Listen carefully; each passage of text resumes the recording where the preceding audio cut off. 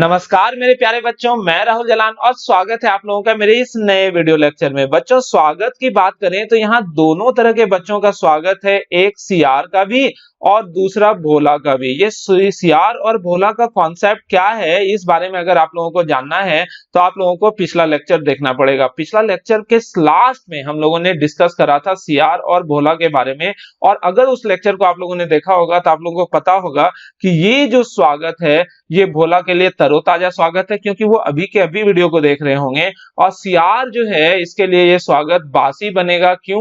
क्योंकि ये वीडियो वो लोग बाद में देख रहे होंगे। तो चलो बच्चों, हम लोगों को इस वीडियो में पढ़ना क्या उस बारे में देख लेते हैं। तो इस वीडियो में बच्चों हम लोगों को देखना है properties of sulphuric acid. Sulphuric acid के दरअसल अलग अलग तरह के प्रॉपर्टीज के बारे में हम लोगों को इस लेक्चर में देखना है, क्योंकि सल्फ्यूरिक एसिड की शुरुआत तो हम लोगों ने पिछले लेक्चर में ऑलरेडी कर रखी थी, जहां पर हम लोगों ने इसके प्रिपरेशन को देख लिया था। और प्रिपरेशन में हम लोगों ने क्या देखा? तो प्रिपरेशन एक्चुअली वो मैन्युफैक्चर ही था, क्योंकि लार्ज स्केल में हम लोगों ने सल्फ्यूरिक एसिड को बनाना सीखा था, और उस प्रोसेस का नाम था बच्चों कॉन्टैक्ट प्रोसेस। और वो काफी इंपॉर्टेंट होता है, 1 घंटे का लेक्चर था, उसे जरूर से जरूर देखना आप लोग। अगर वीडियो स्किप कर गए होगे तो व्हाट्सएप में मुझे मैसेज करो या डिस्क्रिप्शन बॉक्स में लिखो, मैं दोबारा वो वीडियो आप लोगों को प्रोवाइड कर दूंगा। ओके, तो यहाँ पर हम लोगों को इस चैप्टर में, इस लेक्चर में देखना क्या है? प्रॉपर्टीज के बारे में। और दरअसल बच्चों प्रॉपर्टीज दो तरह के होते हैं, एक कौन सा? फिजिकल प्रॉपर्टीज, और दूसरा जो होता है वो कौन सा प्रॉपर्टीज? तो वो होता है chemical properties. Okay, physical properties में हम लोगों को किसके बारे में देखना होता है? फिजिकल प्रॉपर्टीज में देखना होता है colour, density, refractive index, melting point, boiling point वगैरह वगैरह। और केमिकल प्रॉपर्टीज में बच्चों हम लोगों को केमिकल रिएक्शंस के बारे में देखना होता है। तो बिना समय गवाते हुए बच्चों तुरंत से हम लोग शुरू करते हैं फिजिकल प्रॉपर्टीज ऑफ क्या चीज? Sulphuric acid. Physical properties of sulphuric acid यानी कि H2SO4 सबसे इंपॉर्टेंट एसिड है। ऑक्सी एसिड में पहले ही मैंने बताया है कि ऑक्सी एसिड जितना भी सल्फर का होता है उनमें सबसे ज्यादा इंपॉर्टेंस रखता है कौन? Sulphuric acid. ओके, तो सल्फ्यूरिक एसिड के बारे में अगर मैं बताऊं, सबसे पहली बात किसके फिजिकल स्टेट के बारे में, तो अगर प्योर रहेगा, व्हेन प्योर, तो अगर प्योर रहेगा तो कलरलेस ऑयली लिक्विड। ऑयली क्यों? तो वो high intermolecular force of attraction, hydrogen bond रहता है, इस वजह से। तो अगर प्योर रहेगा तो कलरलेस ऑयली लिक्विड। लेकिन इम्प्योर जो होता है ना, इम्प्योर जो हम लोग को सामान्य रूप से मिलता है वो येलो कलर का होता है, ऑयली लिक्विड। ठीक है ना? तो आप लोग देखते होंगे, आप लोगों के घर में जो ट्यूबुलर बैटरी वगैरह रहता है, इस ट्यूबुलर बैटरी में जो सल्फ्यूरिक एसिड फिल करा रहता है, अंदर जाके तो देखोगे नहीं, लेकिन मार्केट में देखोगे जब आप लोग बैटरी का पानी लेने जाते हो ना, तो 2 तरह का पानी मिलता है, एक डिस्टिल वाटर और एक एसिड। तो गौर करना, डिस्टिल वाटर जो होता है वो कलरलेस होता है, लेकिन एसिड जो दिया जाता है जो कि 38% सल्फ्यूरिक एसिड रहता है, वहां पर कंसंट्रेशन के रिस्पेक्ट में, वो मैंने इलेक्ट्रोकेमिस्ट्री में पढ़ाना है। तो यहाँ पर अभी आप लोग जानो कि वो 38% concentrated sulphuric acid yellow colour का होता है। तो येलो कलर का होता है, वो सस्ता रहता है। क्यों? क्योंकि उसमें बहुत सारे इंप्योरिटीज वगैरह, उस इंप्योरिटीज के वजह से वो येलो कलर है। ये मन में नहीं बिठा लेना कि सल्फ्यूरिक एसिड जो होता है वो येलो कलर का होता है। दरअसल सल्फ्यूरिक एसिड अगर प्योर स्टेट में रहेगा तो बच्चों कैसा रहेगा? कलरलेस। अब बात आता है कि ये ऑयली क्यों दिखता है? ऑयली कहने का मतलब क्या हुआ कि बहुत ज्यादा गाढ़ा या चिपचिप टाइप का होता है, वो इंटरमॉलिक्यूलर हाइड्रोजन बॉन्ड के वजह से। यहाँ पर साथ ही साथ हम लोग स्ट्रक्चर ऑफ सल्फ्यूरिक एसिड देख ही लेते हैं, जिसे हम लोगों ने पिछले लेक्चर में ऑलरेडी देख रखा है। तो स्ट्रक्चर की बात करें बच्चों सल्फ्यूरिक एसिड की, तो वहां पर होता क्या है? Sulphur, double bond O, double bond O और 2 OH। अगर आप लोग को दिख रहा होगा 2 OH, ये क्या है बच्चों? ये सल्फ्यूरिक एसिड है। अगर यहाँ पर आप लोगों से पूछा जाए ये जो सल्फर है ये किस हाइब्रिडाइजेशन स्टेट में है, तो आप लोग जवाब दोगे ये sp3 हाइब्रिडाइजेशन स्टेट में है। तो ऑब्वियस सी बात है ये कैसा स्ट्रक्चर होगा? टेट्राहेड्रल स्ट्रक्चर होगा। टेट्राहेड्रल करने का मतलब ये तीनों अगर नीचे पिरामिड टाइप से है, ये तीनों, तो ये ऊपर से ऐसे चारों से मिला होगा, तो इस स्ट्रक्चर को क्या बोलते हैं? टेट्राहेड्रल। लेकिन यहाँ पर बोला जाए क्या चारों बॉन्ड अपने आप में इक्विवेलेंट है? तो नहीं, ये जो डबल बॉन्ड वाला जो बॉन्ड है तो ऑब्वियस है इसका बॉन्ड लेंथ कम होगा, और ये जो सिंगल बॉन्ड वाला है इसका बॉन्ड लेंथ जो है बच्चों वो ज्यादा होगा। ऐसे आप लोगों को जानकारी के लिए चाहिए तो S डबल बॉन्ड O जो होता है ये लगभग 142 पिकोमीटर के बराबर होता है, और S सिंगल बॉन्ड OH जो है ये लगभग 157 पिकोमीटर के बराबर होता है। और यहाँ बॉन्ड एंगल जो है ये इक्वल नहीं होता है, bond angle are not equal, एक दूसरे के बराबर भी नहीं और साथ ही साथ not equal to 109 degree 28 minute. लेकिन वहां पर जो मैंने बताया था सल्फ्यूरिक एसिड जब 2H प्लस छोड़ देगा -2H प्लस के बाद ये क्या बन जाएगा SO4 2 माइनस। तो SO4 2 माइनस का अगर स्ट्रक्चर हम लोग देखें तो S डबल बॉन्ड O, यहाँ पर O माइनस, यहाँ पर O माइनस, तो यहाँ पर ये रेजोनेंस स्टेबलाइज्ड हो जाता है, यहाँ पर रेजोनेंस स्टेबलाइज्ड, और रेजोनेंस के वजह से all four bonds SO bonds are equivalent, EQUIVALANT, ठीक है ना। और यहाँ पर बोलता है ना कि ये जो सल्फर ऑक्सीजन बॉन्ड ऑर्डर क्या होगा, bond order of SO bond, तो आप लोग को जवाब देना होगा कि यहाँ पर bond order is equal to कितना होगा, ये 2 2 4 1 5 और 1 6, ठीक है ना। 2 + 1 बटे 4 में भागा लगाएंगे तो ये बॉन्ड ऑर्डर कितने के बराबर आएगा, 1.5 के बराबर। और ये देखा जाता है कि ये चारों बॉन्ड अपने आप में इक्विवेलेंट होता है। इसका रेजोनेंस हाइब्रिड स्ट्रक्चर लिखोगे ना SO और इस टोटल पर कितना चार्ज होगा 2 माइनस, और यहाँ पर डबल बॉन्ड कैरेक्टर रेजोनेंस के वजह से सब में आ जाएगा। और इस स्थिति में यहाँ पर बॉन्ड एंगल जो होगा ना ये पक्का 109 डिग्री 28 मिनट के बराबर होता है। खैर हम लोग को तो जाना था कि सल्फ्यूरिक एसिड जो होता है वो ऑयली क्यों होता है, हम लोग तो कहां से कहां पहुंच गए। फिजिकल प्रॉपर्टीज में हम लोगों को जानना था कि ये प्योर रहेगा तो कलरलेस होता है और इम्प्योर रहता है तो येलो कलर का। लेकिन ऑयली क्यों, ऑयली इस वजह से क्योंकि यहाँ पर सल्फ्यूरिक एसिड के मॉलिक्यूल के बीच बहुत ही स्ट्रॉन्ग हाइड्रोजन बॉन्ड होता है। जैसे कि यहाँ देखो ये ऑक्सीजन है और ये double bond S double bond O और यहाँ पर 2 OH था ना, ध्यान से देखना, ये हाइड्रोजन बॉन्ड दर्शाने के लिए इस तरह से लिख रहे हैं। फिर ये दूसरा सल्फ्यूरिक एसिड है, ये कैसा सल्फ्यूरिक एसिड है, दूसरा, ये है OH, ठीक है ना। ये तीसरा सल्फ्यूरिक एसिड है S डबल बॉन्ड O, यहाँ पर O, यहाँ H, ऐसे कई सारा सल्फ्यूरिक एसिड है। तुम लोगों को पता है हाइड्रोजन बॉन्ड कहाँ कहाँ लगता है, ऑक्सीजन हाइड्रोजन में, फ्लोरीन हाइड्रोजन में और नाइट्रोजन हाइड्रोजन में, ठीक है ना। तो यहाँ देख रहे हो हाइड्रोजन पर कैसा चार्ज है प्लस, ऑक्सीजन पर कैसा चार्ज है माइनस, ये पोलरिटी आता है ना, हाइड्रोजन पर कैसा पोलरिटी आता है पॉजिटिव और ऑक्सीजन पर कैसा पोलरिटी आता है निगेटिव। तो यहाँ पर आप लोग अगर गौर से देखो ये H प्लस है, सॉरी, और यहाँ पर क्या है माइनस, तो ये प्लस और माइनस आपस में बॉन्ड बनाएगा, तो प्लस और माइनस हाइड्रोजन बॉन्ड इस तरह से बनाएगा। और इस हाइड्रोजन बॉन्ड का स्ट्रेंथ भी बहुत ज्यादा होता है क्योंकि ऑक्सीजन की इलेक्ट्रोनेगेटिविटी बहुत ज्यादा, तो पोलरिटी भी बहुत ज्यादा हो जाता है इस वजह से। ये सब जो आप लोगों को नजर आ रहा है ये सब क्या है, स्ट्रॉन्ग हाइड्रोजन बॉन्ड, ये कहीं ज्यादा मजबूत हाइड्रोजन बॉन्ड है। तो वाजिब है जब बहुत ज्यादा मजबूत हाइड्रोजन बॉन्ड रहेगा बहुत सारे सल्फ्यूरिक एसिड मॉलिक्यूल के बीच, आप लोग गौर कर रहे हो स्ट्रॉन्ग हाइड्रोजन बॉन्ड बन रहा है, जिस वजह से क्या होगा बच्चों, इसका inter molecular force of attraction बहुत ज्यादा, जिस वजह से विस्कोसिटी बहुत ज्यादा, जिस वजह से ये चिप चिप हो जाता है, chip chip chip chip chip, mobile का चिप नहीं, ये चिप चिप हो जाता है। क्यों चिप चिप हो गया तो समझ में आया। और यही चिप चिप होना मतलब ऑयली लिक्विड होता है, सिरपी लिक्विड भी कभी कभी हम लोग बोल देते हैं। तो पहला फिजिकल प्रॉपर्टीज हम लोगों ने क्या जाना कि ये सल्फ्यूरिक एसिड जब प्योर रहता है तो कलरलेस ऑयली लिक्विड, और जब इम्प्योर रहता है तो लिक्विड येलो रहता है। और सामान्य तौर पर मार्केट में जो मिलता है ना वो ऑयली लिक्विड ही होता है, सॉरी ये येलो लिक्विड होता है क्योंकि वो इम्प्योर होता है। ओके स्टूडेंट, दूसरा बात जो होता है जैसे कि ये सल्फ्यूरिक एसिड है, सामान्य तौर पर जो सल्फ्यूरिक एसिड हम लोगों को बॉटल में मिलता है, लैब में, लैब की बात कर रहे हैं, लेबोरेटरी में जो आप लोगों के स्कूल में होता है ना, स्कूल होता है, स्कूल में एक खिड़की होता है, खिड़की में शीशा फूटा हुआ रहता है, उसी से बच्चा जो है झांक रहा है अंदर, अंदर झांक रहा है बच्चा। तो अंदर झांक के जो देखते थे ना तो बोतल उतल कांचा वचा अंदर जाने के लिए नहीं रहता था क्योंकि दरवाजा पर हमेशा ताला लगल रहता है। तो उस वाले अपार्टमेंट को हम लोग क्या नाम देते हैं, लेबोरेटरी। तो उस लेबोरेटरी में जो सल्फ्यूरिक एसिड रहता है ना उसमें कभी कभी देखो उस सल्फ्यूरिक एसिड के बॉटल पे लिखा हुआ रहता है डेंसिटी बराबर 1.84 ग्राम पर सीसी, और ये 98% सल्फ्यूरिक एसिड है। तो क्यों हमेशा 98% सल्फ्यूरिक एसिड लिया जाता है या रखा जाता है, तो आप लोगों को पता होना चाहिए कि H2SO4 का वाटर के साथ एफिनिटी बहुत ज्यादा होता है। तो सल्फ्यूरिक एसिड जो है, ये मान लो कोई सैंपल है सल्फ्यूरिक एसिड, उसमें पानी है, तो आप लोग गर्म करके उसको कंसंट्रेट कर सकते हो। गर्म करोगे तो पानी वेपराइज हो जाएगा, H2SO4 कम वेपराइज होगा। क्यों H2SO4 कम वेपराइज होगा?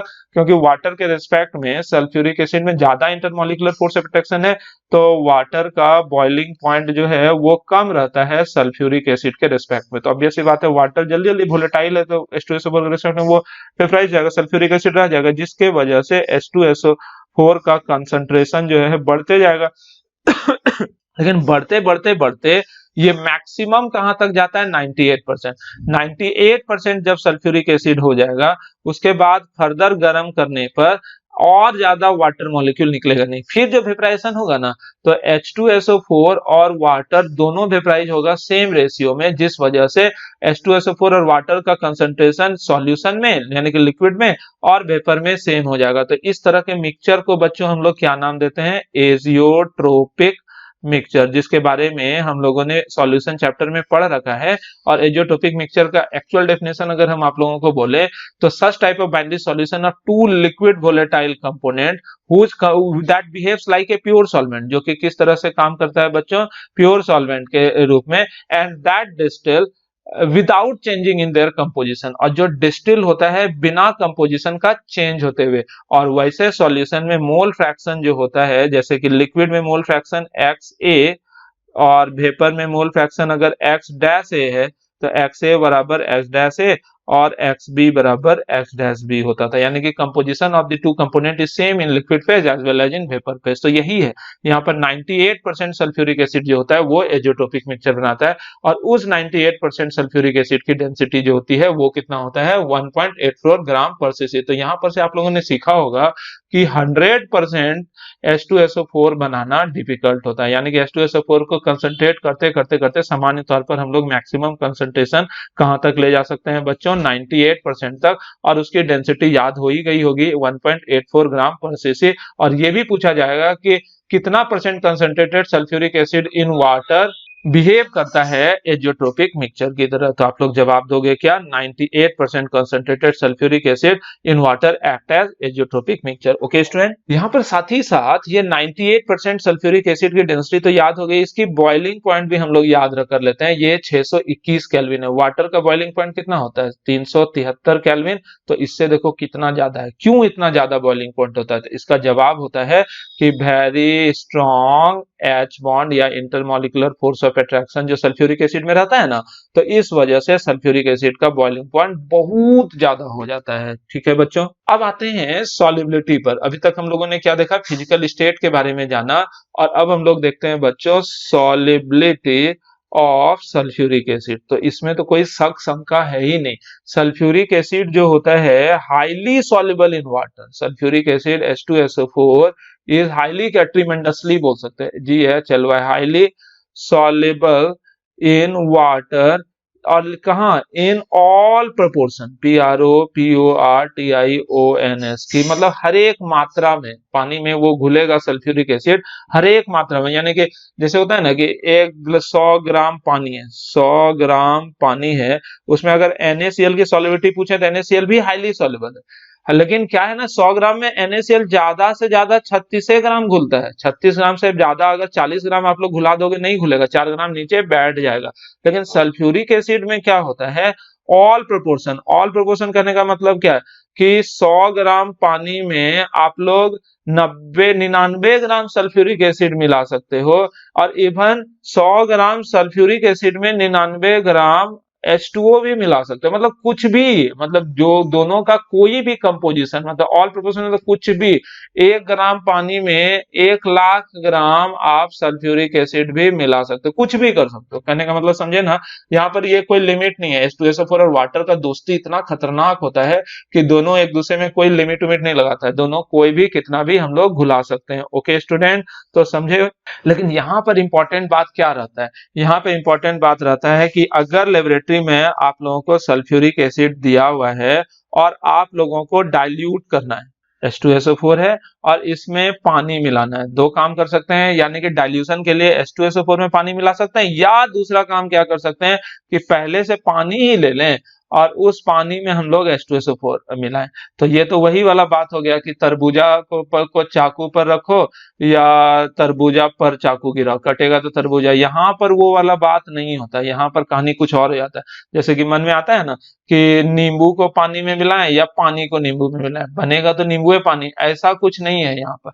यहाँ पर कुछ अलग जैसा बात होता है कि जब कभी भी हम लोगों को सल्फ्यूरिक एसिड को डाइल्यूट करना पड़े तो या तो हम लोग पानी मिला सकते हैं सल्फ्यूरिक एसिड में, या तो सल्फ्यूरिक एसिड मिला सकते हैं पानी में। तो ये वाला तरीका सही है, कपाड़ में घुसा लो ये वाला तरीका बिल्कुल गलत है।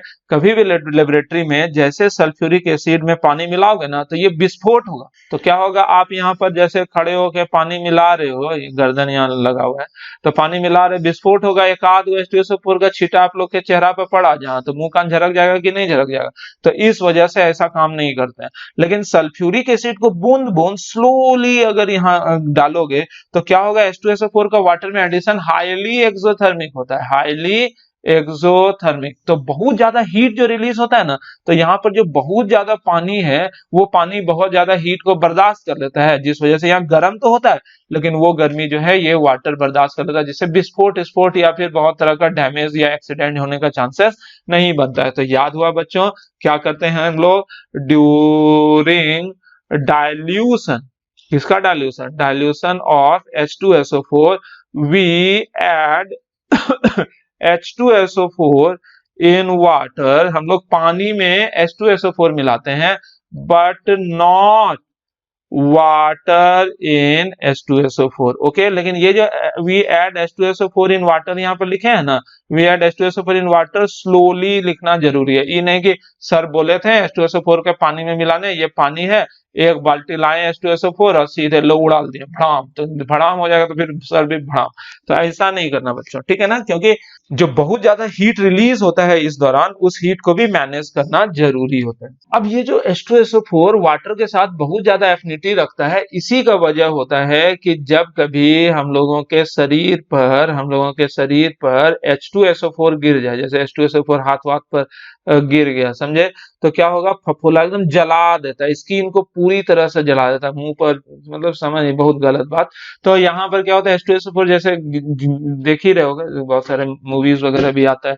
तो सल्फ्यूरिक एसिड बहुत सस्ता होता है, इजिली अवेलेबल है, फ्री में अवेलेबल है, क्योंकि इतना सस्ता, बैटरी में देखते हो ना रोडे रोड जहां तहां बिकते रहता है। तो है बहुत खतरनाक, सुप्रीम कोर्ट का बैन का ऑर्डर भी है, लेकिन सुप्रीम कोर्ट के ऑर्डर को फॉलो करना स्टेट गवर्नमेंट का अधिकार क्षेत्र होता है। तो स्टेट गवर्नमेंट जब तक उस पर कोई नियम कानून नहीं लगाएगा तो क्या होगा। खैर, इन चीजों में नहीं फंसना है। तो जानना क्या है कि सल्फ्यूरिक एसिड जो है ये सेवियर बर्न प्रोड्यूस करता है, कब, स्किन पर, क्योंकि स्किन जो होता है ना उसमें मॉइस्चर है, ये मॉइस्चर है, और H2SO4 जैसे इस पर जाता है तो उसको वाटर के साथ एफिनिटी बहुत ज्यादा है, तो वो स्किन का सारा मॉइस्चर चूस लेगा, स्किन का सारा मॉइस्चर चूसा, और साथ ही साथ वहां पर बहुत ज्यादा एक्सोथर्मिक जो है, इस वजह से उस दौरान बहुत ज्यादा हीट भी रिलीज हुआ, और उसी हीट से स्किन जो होता है वो पूरा जल जाता है, समझे बच्चों। इसलिए H2SO4 से दूर ही रहना। इवन घर वगैरह में भी जो बैटरी में हम लोग H2SO4 डालते हैं, वो कितना परसेंट H2SO4 रहता है, 38%, वो भी काफी नुकसान पहुंचा देता है। तो कॉन्सेंट्रेटेड सल्फ्यूरिक एसिड की तो बात ही नहीं करना, एकदम 98% कॉन्सेंट्रेटेड सल्फ्यूरिक एसिड रहेगा ना, और कोई बच्चा अपने हाथ में इस तरह से हथेली है उस पर H2SO4 ऐसे गिराएगा तो ये छेद होकर हाथ से नीचे गिर चला जाएगा, इतना ज्यादा खतरनाक होता है, वेरी स्ट्रॉन्ग एसिड होता है ना, इस वजह से बच्चों। ओके, अब हम लोग बच्चों आ जाते हैं chemical properties of sulphuric acid पर। तो यहां लिख रहे हैं हम CHEMICL, केमिकल प्रॉपर्टीज ऑफ किसका, H2SO4, ठीक है। तो इसमें सबसे पहले बच्चों हम लोग देखते हैं थर्मल डिकम्पोजिशन। तो H2SO4 भी टूट जाता है, तो हम लोग यहाँ पर थर्मल डिकम्पोजिशन की बात करें तो जब हम लोग H2SO4 को बहुत तेज गर्म करेंगे, बहुत ज्यादा गर्म करेंगे, तो यहाँ पर रिलीज होगा SO2 प्लस H2O। तो इसी वजह से SO3 को, चूंकि वाटर निकल गया, इसी तरह वजह से इसको हम लोग बोलते हैं एनहाइड्राइड ऑफ किसका, सल्फ्यूरिक एसिड, ठीक है। या फिर कभी कभी देखोगे ना सीधा लिखा रहेगा सल्फ्यूरिक एनहाइड्राइड। तो सल्फ्यूरिक एनहाइड्राइड कहने का क्या मतलब हुआ, सल्फ्यूरिक एसिड में से वाटर निकाल दिए तो जो बना उसे हम लोग क्या नाम देते हैं, सल्फ्यूरिक एनहाइड्राइड। तो ये था थर्मल डिकम्पोजिशन। अब हम लोग दूसरा केमिकल रिएक्शन देखते हैं, और वो दूसरा केमिकल रिएक्शन होता है एसिडिक नेचर। तो एसिडिक नेचर तो ये तो कोई केमिकल प्रॉपर्टी हुआ नहीं, ये तो H2SO4 है तो एसिडिक नेचर शो करेगा ही। लेकिन यहाँ पर आप लोगों को जानना है ये डाई बेसिक एसिड है। किसको बोलते हैं? Monobasic acid. जैसे HCl हुआ, HBr हुआ, HI हुआ, तो इस HNO3 हुआ, तो इस तरह का जो एसिड है ना, ये चूंकि एक ही हाइड्रोजन लिबरेट कर सकता है इसलिए इसे को हम लोग मोनोबेसिक एसिड बोलेंगे। H2SO4 चूंकि दो हाइड्रोजन लिबरेट कर सकता है इसलिए हम लोग इसको डाइबेसिक एसिड बोलते हैं। तो कई सारे स्टूडेंट ये कंफ्यूजन में रहते हैं कि जितना हाइड्रोजन है वही उसका बेसिसिटी होता है। ऐसा नहीं है बच्चों। जब फास्फोरिक एसिड ग्रुप 15 में हम लोगों ने पढ़ा था तो H3PO2 जो है, बोलो इस तरह से सोचोगे तो ये ट्राइबेसिक होना चाहिए, लेकिन H3PO2 जो है ना ये मोनोबेसिक है, याद रखना। ये कैसा है? मोनोबेसिक। H3PO3 जो है ना, बोलोगे ये कैसा है? तो ये डाइबेसिक है। H3PO4 कैसा है बच्चों? तो बोला जाएगा तो बोलोगे ट्राइबेसिक है। तो ये सब कुछ ना स्ट्रक्चर से पता चलता है। कैसे स्ट्रक्चर से पता चलता है? H3PO4 का स्ट्रक्चर जगह देखो आप लोग, तो POH OH OH, ठीक है ना। H3PO3 का स्ट्रक्चर देखो तो P double bond O OH OH और H, और इसका स्ट्रक्चर अगर देखोगे तो P double bond OH H H। ये सब ऑक्सी एसिड है ना, तो ऑक्सी एसिड मतलब ऑक्सीजन पर जितना हाइड्रोजन है वही इसका बेसिसिटी होगा। तो यहाँ देखो H3PO4 में 1 2 तीन हाइड्रोजन ऑक्सीजन से अटैच है इसलिए इसका बेसिसिटी 3, इसलिए इसको हम लोग ट्राइबेसिक बोलनी है। यहाँ पर देखो H3PO3 में एक और एक दो ही हाइड्रोजन ऑक्सीजन से अटैच है, ये वाला हाइड्रोजन लिबरेट नहीं होगा, तो इस वजह से ये डाइबेसिक एसिड यानी कि इसकी बेसिसिटी 2 है। और यहाँ पे H3PO2 में देखोगे तो एक ही हाइड्रोजन ऑक्सीजन से चूंकि अटैच है, ये दोनों हाइड्रोजन लिबरेट ही नहीं होगा, इस वजह से इसे हम लोग मोनोबेसिक एसिड बोलेंगे। तो क्लियर है बच्चों? मोनोबेसिक बोलना ऐसा नहीं है कि सिर्फ ये देख लेंगे। इन सब में बाय चांस क्या है कि साफ स्ट्रक्चर में ही एक ही हाइड्रोजन दिखता है, इस वजह से इसे हम लोग मोनोबेसिक बोल देते हैं। लेकिन H2SO4 जो होता है ना, ये मोनोबेसिक एसिड नहीं है। H2SO4 का स्ट्रक्चर भी हम लोगों ने देखा था। H2SO4 का स्ट्रक्चर दोबारा से लिख देता हूं, OS डबल बॉन्ड O, यहाँ OH और यहाँ भी OH। तो यहाँ पर आप लोग देखो ये दो हाइड्रोजन चूंकि लिबरेट कर सकता है इसलिए ये कैसा एसिड है बच्चों? Dibasic acid. तो H2SO4 चूंकि डाइबेसिक एसिड है तो H2SO4 दो अलग अलग स्टेज में हाइड्रोजन लिबरेट कर सकता है। देखो H2SO4 अगर हाइड्रोजन H प्लस एक लिबरेट किया तो HSO4 माइनस बनाएगा, और दूसरे स्टेप में क्या होगा? HSO4 माइनस दूसरा हाइड्रोजन लिबरेट करेगा और क्या बनाएगा? Sulphate SO4 2 minus. इसको हम लोग बाई सल्फेट बोलते हैं और इसको या पर सल्फेट भी बोलते हैं, और इसे हम लोग क्या नाम देते हैं? Sulphate ion. तो H2SO4 दो स्टेप में काम करता है, ये है स्टेप 1 और ये है बच्चों क्या? स्टेप 2। तो दो स्टेप में दो हाइड्रोजन लिबरेट किया इसलिए हम लोग इसको क्या नाम दे देंगे बच्चों?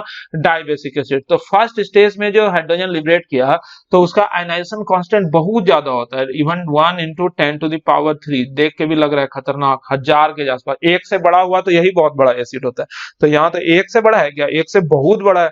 और इसका सेकेंड आयनाइजेशन कांस्टेंट जो होता है ना, ये होता है लगभग 1.2 × 10⁻²। तो ये जो है इससे थोड़ा कम है, यानी कि पहला हाइड्रोजन जो होता है ना H2SO4 बहुत ज्यादा, मतलब लगभग पूरा का पूरा हाइड्रोजन ये लिबरेट कर देता है पहला हाइड्रोजन, और दूसरा हाइड्रोजन कंपैरेटिवली कम करता है। तो वाजिब है H2SO4 जो है वो स्ट्रॉन्गर एसिड है कब? फर्स्ट आयनाइजेशन के लिए। सेकेंड आयनाइजेशन में वो एसिडिक स्ट्रेंथ थोड़ा सा घट जाता है। ओके स्टूडेंट, अब तो वाजिब है चूंकि सल्फ्यूरिक एसिड दो स्टेज में दो अलग अलग तरह का आयन प्रोड्यूस करता है, तो वाजिब है सल्फ्यूरिक एसिड बेस के साथ भी अलग अलग तरह से रिएक्शन देगा। H2SO4 को अगर आप NaOH के साथ ट्रीट करोगे तो ये क्या बनाएगा? NaHSO4 और प्लस H2O है ना, और यहाँ पर H2SO4 को अगर सॉरी ये जो ठीक है, तो लिखे थे H2SO4 को अगर 2NaOH के साथ आप लोग ट्रीट करोगे, यानी कि बेस की मात्रा अगर डबल कर दोगे तो ये बनाएगा क्या?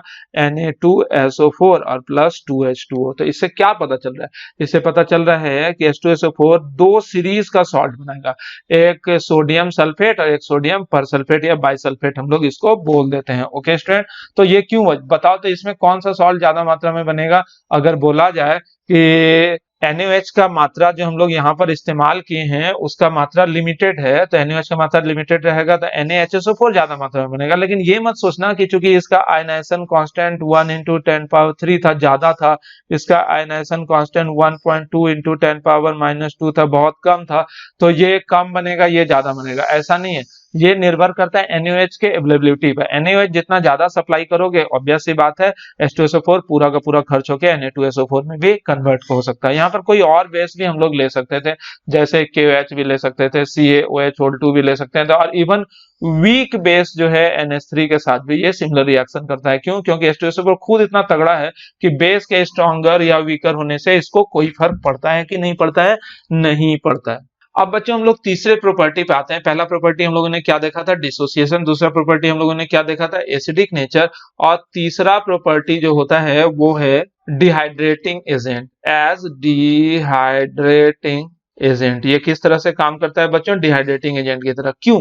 क्योंकि H2SO4 जो है इसका high affinity, H2SO4 high AFFINITY with water, क्योंकि इसका वाटर के साथ एफिनिटी चूंकि बहुत ज्यादा है, so act as very powerful, बहुत ही तगड़ा पावरफुल डिहाइड्रेटिंग एजेंट, कि कहीं से भी AGENT कहीं से भी ये मॉइस्चर वगैरह रिमूव कर सकता है। ओके, तो सामान्य तौर पर हम लोग इसका इस्तेमाल कहां पर डिहाइड्रेटिंग एजेंट के रूप में करते हैं? तो इसका इस्तेमाल कई जगह डिहाइड्रेटिंग एजेंट के रूप में करते हैं। 3 जगह हम यहाँ पर बता रहे हैं, ABC। तो सबसे पहले हम लोग A देखते हैं।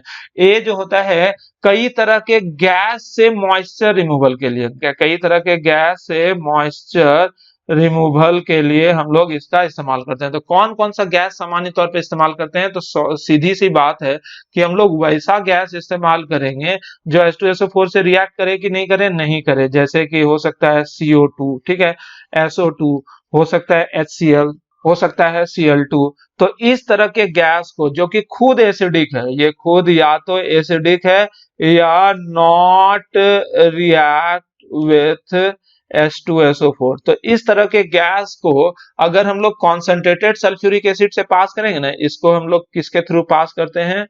पास THROUGS थ्रू कॉन्क H2SO4। इसे कॉन्सेंट्रेटेड सल्फ्यूरिक एसिड से पास करेंगे ना, तो इसमें जितना भी मॉइस्चर रहता है वो रिमूव हो जाता है और ये ड्राई गैस में कन्वर्ट हो जाता है। ओके, तो यहाँ पर क्यों हम लोग बताओ, तो यहाँ से अगर आप लोगों से पूछा जाए कि क्या NH3 गैस को हम लोग का मॉइस्चर हटा सकते हैं H2SO4 का इस्तेमाल करके, तो आप लोग जवाब दोगे नो। क्यों? क्योंकि अगर NH3 गैस को आप लोग H2SO4 से पास करोगे तो H2SO4 मॉइस्चर तो खाएगा, लेकिन अमोनिया को तो पूरी तरह से खा जाएगा और ये क्या बना लेगा? अमोनियम सल्फेट बना लेगा। तो ऑब्वियस सी बात है, यहाँ पर अगर H2SO4 गैस के साथ ही रिएक्शन कर जाए तो उस परिस्थिति में क्या हम लोग यहाँ पर H2SO4 को डिहाइड्रेटिंग एजेंट के रूप में इस्तेमाल करेंगे? तो आप लोग जवाब दोगे नहीं। तो यहाँ कौन से गैस का इस्तेमाल, कौन से गैस को ड्राई या मॉइस्चर रिमूव करने के लिए हम लोग इस्तेमाल करते हैं? तो वैसा गैस जिसमें जो कि खुद H2SO4 के साथ रिएक्ट करे या नहीं करे? नहीं करे। ओके स्टूडेंट, अब जो है बी में हम लोग क्या करते हैं? बी का नाम हम लोग दे देते हैं चेरिंग। चेरिंग क्या होता है?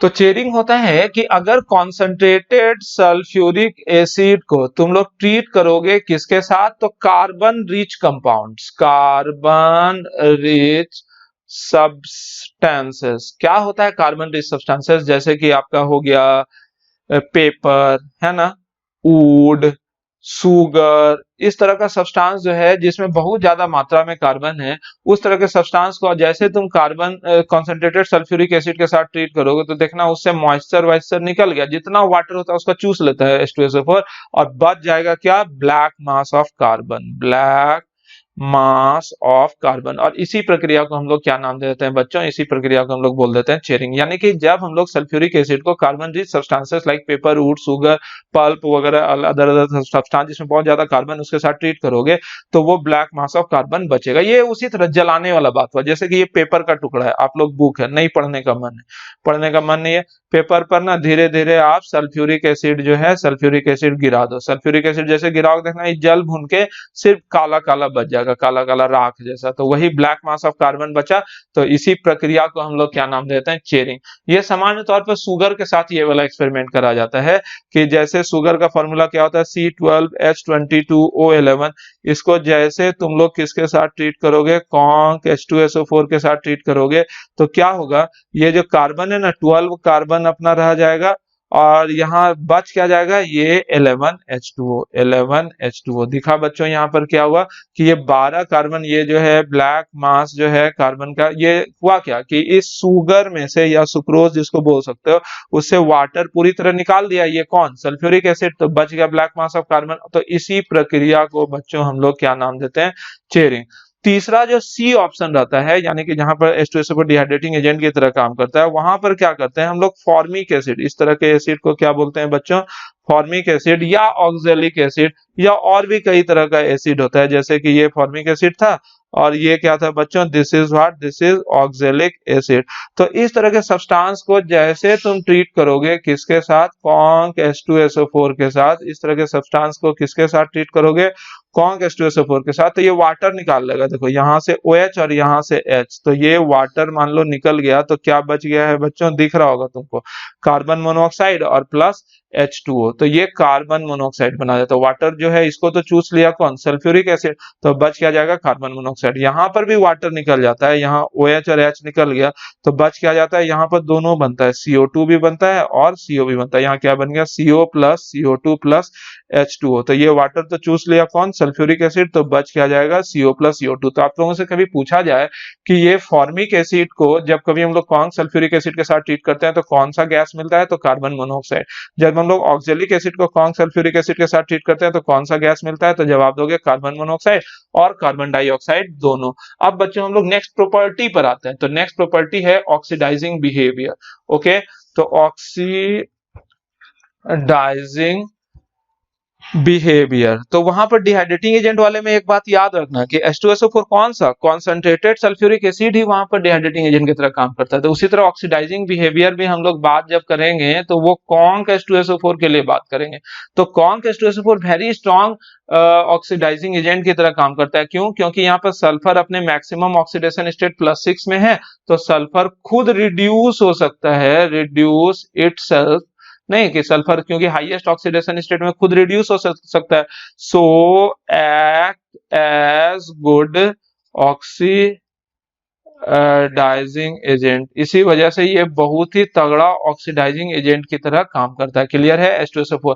लेकिन बहुत तगड़ा कितना, तो याद रखना है आप लोगों को एक और जरूरी बात जो कि हमने पिछले लेक्चर में भी डिस्कस करा था कि HNO3, H2SO4 और H3PO4 ये तीनों अगर कॉन्सेंट्रेटेड स्टेट में रहे, ये तीनों का तीनों अगर किस स्थिति में रहे बच्चों, कॉन्सेंट्रेटेड, HNO3, H2SO4 और H3PO4, अगर ये तीनों कॉन्सेंट्रेटेड स्थिति में रहे ना, तो ऑक्सीडाइजिंग पावर का ऑर्डर कुछ इस तरह से रहता है। ऑक्सीडाइजिंग पावर जो है सबसे ज्यादा किसका रहेगा, HNO3 का, सबसे कम इन तीनों में H3PO4 का, और H2SO4 जो था ना इंटरमीडिएट ऑक्सीडाइजिंग एजेंट की तरह काम करता है, यानी कि HNO3 से कम लेकिन H3PO4 से ज्यादा तगड़ा ऑक्सीडाइजिंग एजेंट होता है कौन, H2SO4। अब हम लोग कई तरह के रिएक्शंस को देखते हैं जहां पर कि H2SO4 ऑक्सीडाइजिंग एजेंट की तरह काम कर रहा होता है। ठीक है, तो सबसे पहले हम लोग देखते हैं H2SO4 कई तरह के नॉन मेटल को ऑक्सीडाइज करता है, जिसमें कार्बन और सल्फर इंपॉर्टेंट है। तो जैसे हम लोग H2SO4 को कार्बन के साथ ट्रीट करेंगे तो कार्बन को ये ऑक्सीडाइज कर देता है CO2 में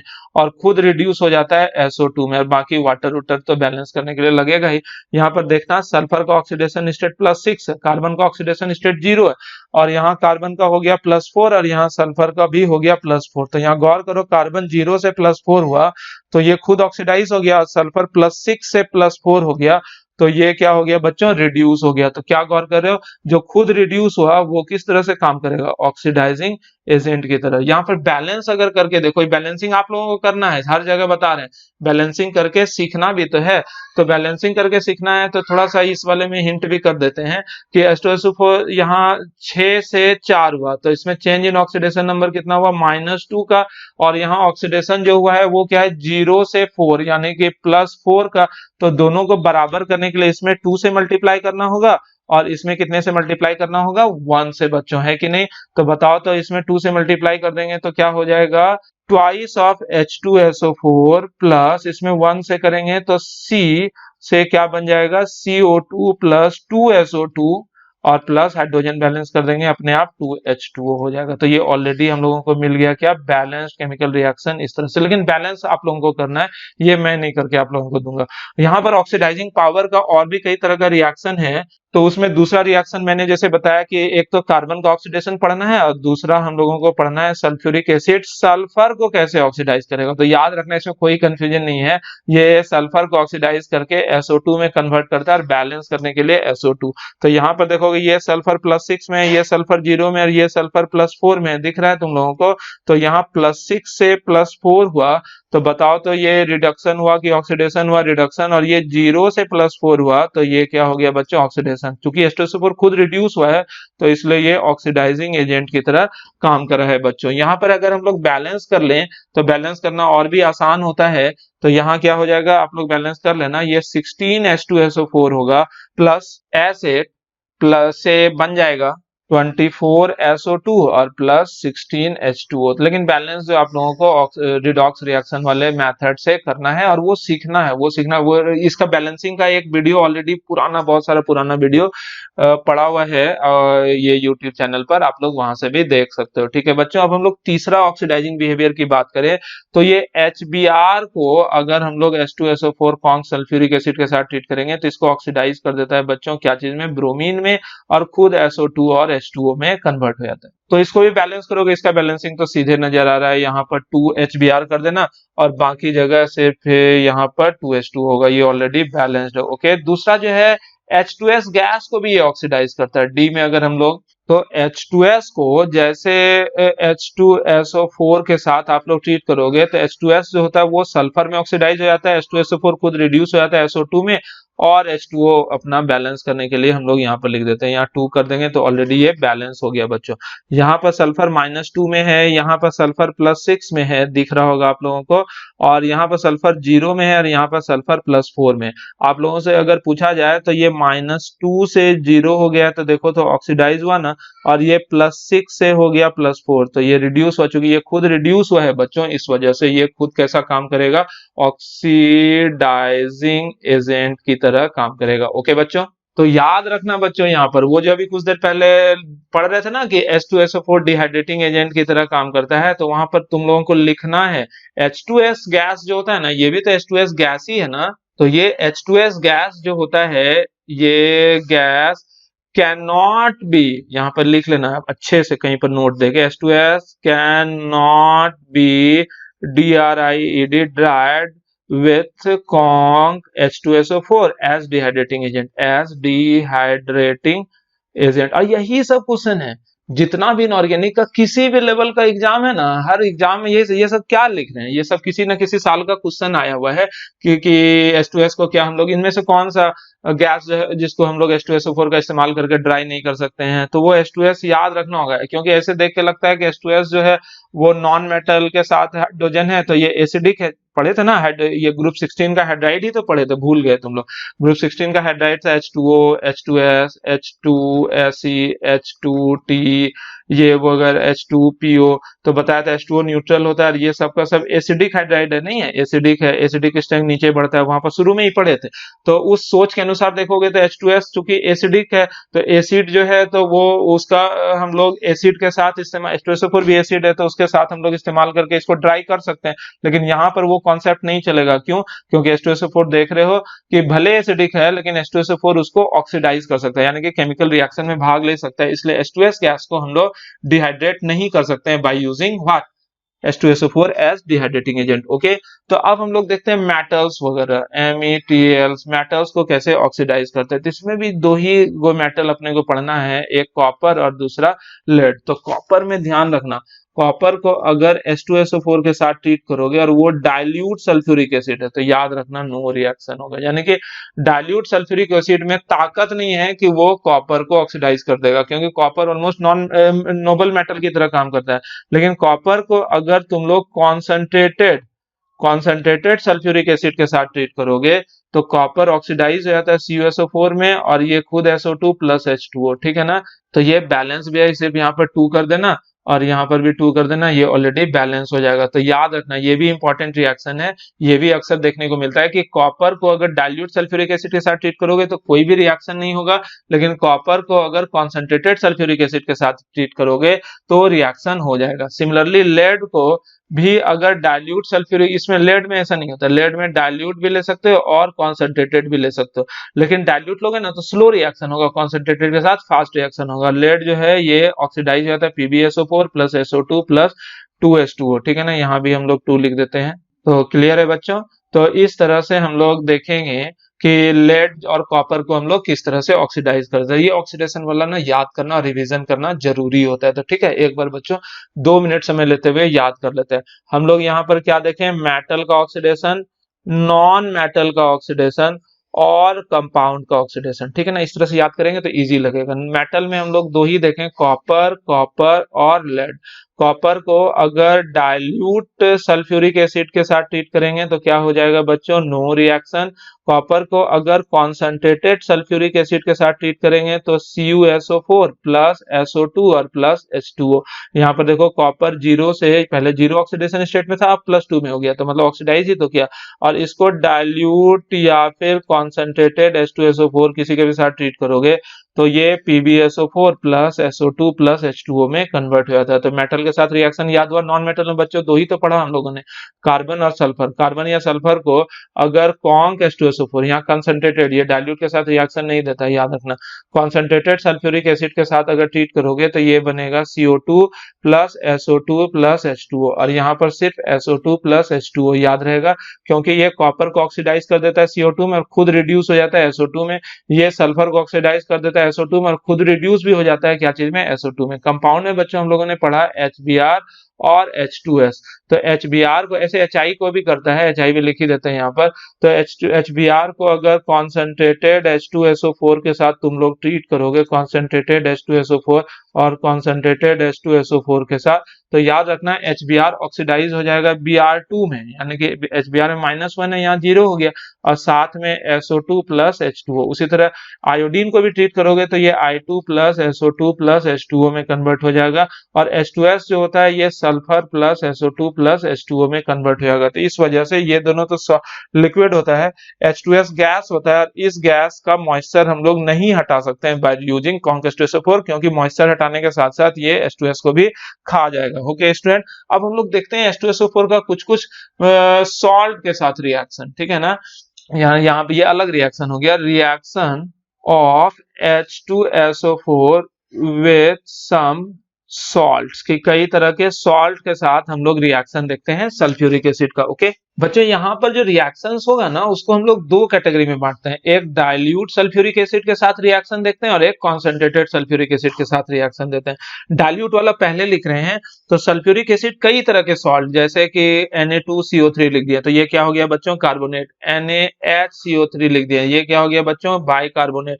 हम लोग लिख दिए Na2S, ये क्या हो गया बच्चों, सल्फाइड, है ना, जैसे H2S था उसी तरह Na2S लग देंगे तो ये क्या हो जाएगा बच्चों, सल्फाइड। ये अगर हम लोग Na2SO3 लिख देंगे तो ये क्या हो जाएगा बच्चों, सल्फाइड। याद रखना SO4 मतलब सल्फेट, SO4 लिखते हैं ना तो सल्फेट, SO3 लिखे तो ये हो गया सल्फाइड। Na2S2O3 थायोसल्फाइड, समझे, ये H2O3 याद है, हाइपो सॉल्यूशन हम लोग इसको बोल देते थे। NaNO2 बोल दिया, नाइट्राइड। कई तरह से ये कार्बोनेट है, ये बाइकार्बोनेट है, सल्फाइड है, सल्फाइड है, हाइपो सॉल्यूशन या थायोसल्फेट बोल सकते हैं, ये NO2 नाइट्राइट, NO3 नहीं लिखे हैं, ध्यान से देखना। इन तरह के सब्सटेंस को जब हम लोग ट्रीट करेंगे किसके साथ, H2SO4, और ये क्लियर है यहाँ जो भी H2SO4 लिखे हैं ना ये सब का सब डाइल्यूट है, ये कंसंट्रेटेड की बात ही नहीं कर रहे हैं यहाँ पर। यहाँ जितना भी जगह हम लोग H2SO4 लिखे हैं ये सारा का सारा H2SO4 जो है वो कैसा H2SO4 है, वो डाइल्यूट है। तो फटाफट देखो, सल्फ्यूरिक एसिड को कोई भी कार्बोनेट के साथ ट्रीट करोगे तो वो डिकम्पोज हो जाएगा और बना लेगा Na2SO4 plus CO2 plus H2O। Decomposition के बाद ये भी Na2SO4 plus CO2 plus H2O। तो गौर कर रहे होंगे कि कार्बोनेट हो या फिर बाइकार्बोनेट हो, दोनों एक ही तरह से डिकम्पोज होता है और क्या बना रहता है, सल्फेट और साथ में कार्बन डाइऑक्साइड और H2O गैस। सल्फाइड को अगर डाइल्यूट सल्फ्यूरिक एसिड के साथ ट्रीट करोगे तो ये Na2S को कन्वर्ट कर देगा H2S में और खुद Na2SO4 में कन्वर्ट हो जाता है, ठीक है। लेकिन याद रखना ये डाइल्यूट था तब, थोड़ा सा सोच लो, यहाँ पर लिखेंगे नहीं कि इसमें ये जो Na2S है इसे अगर हम लोग कॉन्क H2SO4 के साथ ट्रीट करते हैं, ये कॉन्सेंट्रेटेड होता है। अगर आप लोगों को दिख रहा है तो ठीक है, नहीं दिख रहा है तो आप लोग देखने की कोशिश करो, इमेजिन करो कि अगर Na2S को कॉन्सेंट्रेटेड सल्फ्यूरिक एसिड के साथ ट्रीट करेंगे तो क्या होगा, ये H2S तो बनेगा और Na2SO4, लेकिन चूंकि कॉन्सेंट्रेटेड सल्फ्यूरिक एसिड था ना, तो उस H2S को फर्दर वो ऑक्सीडाइज कर देगा सल्फर में, याद है ना। यानी कि डाइल्यूट सल्फ्यूरिक एसिड के साथ, याद रखना, डाइल्यूट सल्फ्यूरिक एसिड के साथ Na2S को ट्रीट करोगे तो सिर्फ H2S बनेगा, लेकिन कॉन्सेंट्रेटेड सल्फ्यूरिक एसिड के साथ ट्रीट करोगे ना तो जो H2S बना वो फर्दर ऑक्सीडाइज हो जाएगा सल्फर में, जो कि अभी जस्ट इसके पीछे हम लोग पढ़े थे, ठीक है।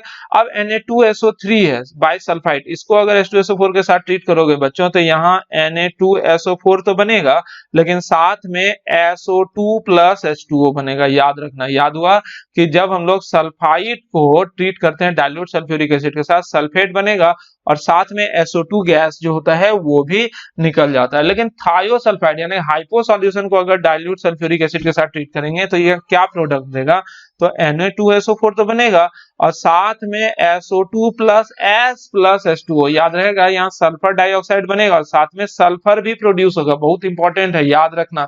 इसी तरह NaNO2 तो और खतरनाक है, इसको अगर ट्रीट करोगे तो Na2SO4 बनेगा, वाटर तो अपने जगह पहले ही लिख देते हैं, और NO भी बनेगा और NO2 भी बनेगा। यहाँ पर नाइट्रोजन डाइऑक्साइड भी प्रोड्यूस होगा और नाइट्रिक ऑक्साइड भी प्रोड्यूस होगा। तो ये दोनों खतरनाक है, इन दोनों को अच्छे से याद रखना, तीनों खतरनाक है, सब खतरनाक है।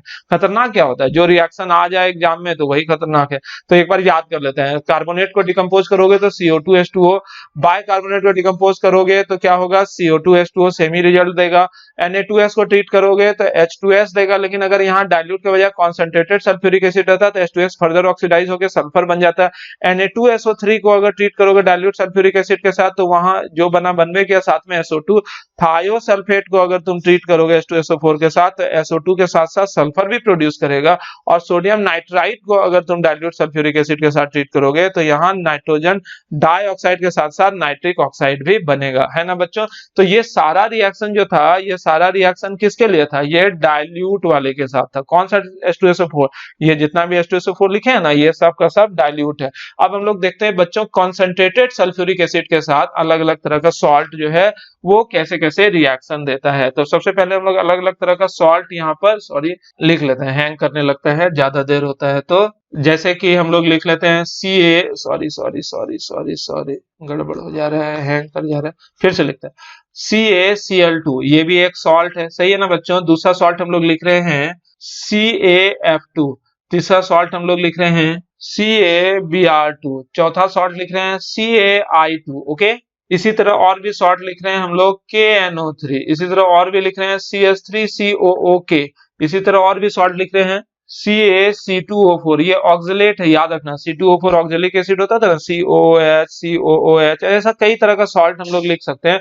और इन सारे सॉल्ट को हम लोग ट्रीट किसके साथ करने जा रहे हैं बच्चों, H2SO4, लेकिन ये सारा जगह हम लोग जो H2SO4 लिख रहे हैं ये सब का सब H2SO4 डाइल्यूट है या फिर कॉन्सेंट्रेटेड है, ये सब का सब कॉन्सेंट्रेटेड सल्फ्यूरिक एसिड है ना बच्चों, ये सब का सब कॉन्सेंट्रेटेड सल्फ्यूरिक एसिड है।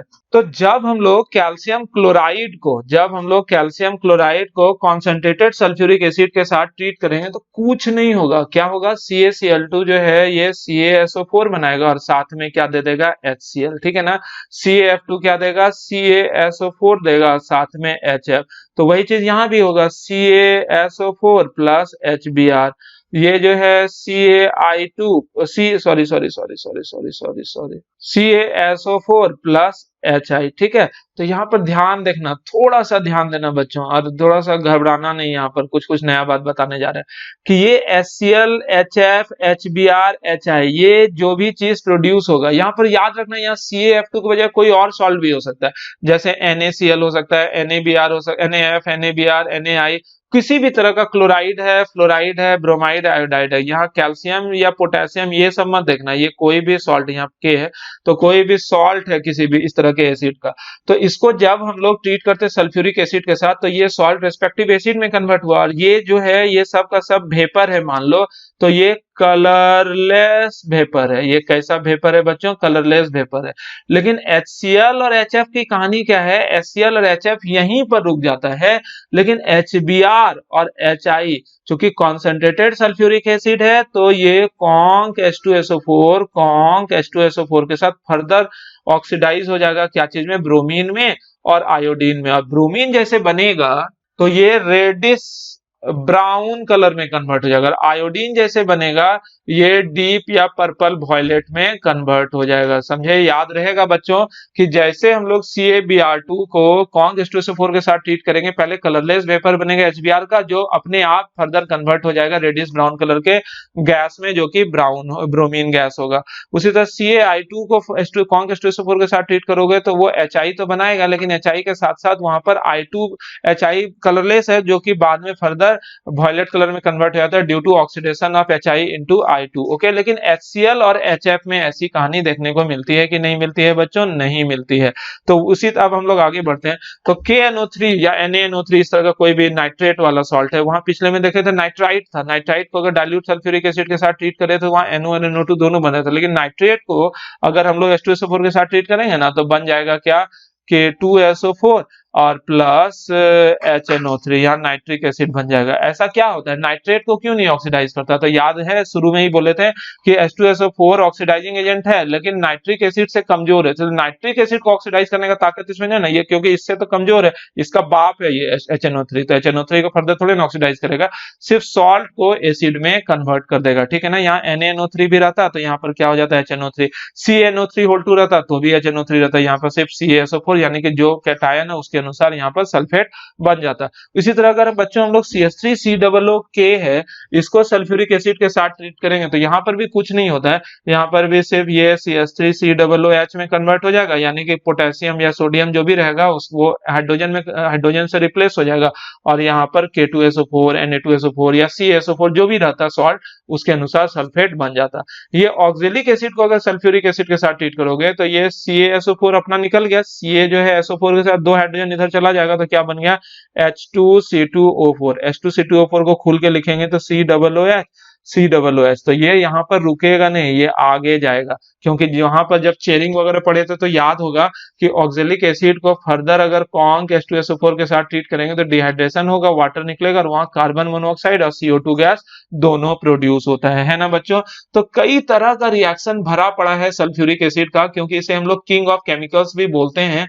तो किंग ऑफ केमिकल्स बोलते हैं तो इसका क्या मतलब है? कई तरह का रिएक्शन इसका संभव है। कुछ एडिशनल रिएक्शन की अगर हम लोग बात करें तो आप लोगों को पता होना चाहिए कि अभी एडिशनल रिएक्शन नहीं है, जैसे NaBr है, NaI है, तो पूछा जाता है कि इसको जब हम लोग H2SO4, लेकिन कैसा H2SO4 कॉन्सेंट्रेटेड सल्फ्यूरिक एसिड के साथ हम लोग ट्रीट करेंगे तो क्या देगा? तो आप लोग याद रखना ये बनाता है NaHSO4, ये बनाता है NaHSO4 और साथ में क्या देता है? HBr या फिर HI। लेकिन ये HBr HI यहाँ पर रहेगा ना, HBr और HI फर्दर ऑक्सीडाइज हो जाएगा और क्या चीज में कन्वर्ट हो जाता है? Br2। और ये किस में कन्वर्ट हो जाता है बच्चों? I2 में। तो जैसे H2SO4 इसको Br2 I2 में कन्वर्ट हो करेगा तो खुद भी तो रिड्यूस होगा, क्या चीज में? SO2 में, और वाटर तो अपना निकलेगा ही। तो इसलिए इस रिएक्शन को अगर प्यूरिफाइड फॉर्म में यानी कि ढंग से लिखें तो क्या होगा बच्चों? NaBr प्लस H2SO4 कॉन्सेंट्रेटेड है, लिखने में थोड़ा नहीं बन रहा है, तो क्या बन जाएगा? ये NaHSO4 plus Br2 plus SO2 plus H2O, वही चीज लिख दिया, कुछ नया काम नहीं किए हैं। NaI प्लस H2SO4 कौन सा? कॉन्सेंट्रेटेड, तो ये क्या बन जाएगा?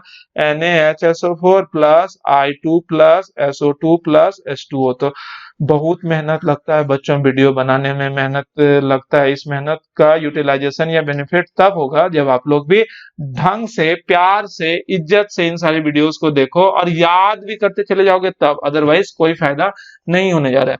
तो बार बार हम बता रहे हैं कि लास्ट में, हर एक लेक्चर के लास्ट में समरी लिख के वीडियो को थोड़ा लंबा करते हैं, लेकिन वो सिर्फ तुम्हारे फायदे के लिए, क्योंकि अभी तक तुम जितना पढ़े ना और तुम लोग को लगता होगा वीडियो खत्म हो गया, नहीं, थोड़ा सा समय देकर यहाँ लास्ट में समरी देख लो, जितना भी चीज हम लोगों ने पढ़ रखा है वो सब का सब अभी के अभी याद भी हो जाएगा। देखो सबसे पहले बोलते हैं कि H2SO4 का हम लोगों ने डिकम्पोजिशन देखा था। H2SO4 को गर्म करोगे तो क्या बन जाएगा बच्चों, SO3 प्लस H2O। इसी वजह से SO3 को हम लोग सल्फ्यूरिक एनहाइड्राइड भी बोल देते थे। तो ये पहला रिएक्शन हम लोगों ने देखा था। दूसरा रिएक्शन देखा था एसिडिक बिहेवियर।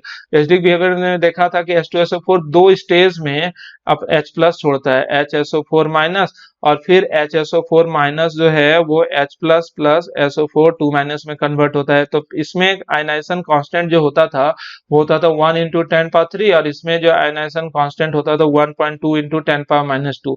ठीक है, तो ये वाला याद हुआ था। इस वजह से H2SO4 को अगर हम लोग किसी बेस के साथ ट्रीट करेंगे तो दो तरह का सॉल्ट बना सकता है, NaHSO4 प्लस H2O, या फिर H2SO4 को अगर एक्सेस ऑफ NaOH के साथ या KOH वगैरह के साथ ट्रीट करेंगे तो Na2SO4 प्लस 2H2O वगैरह इस तरह का सॉल्ट वगैरह बनाएगा। तो ये दो रिएक्शन हो गया।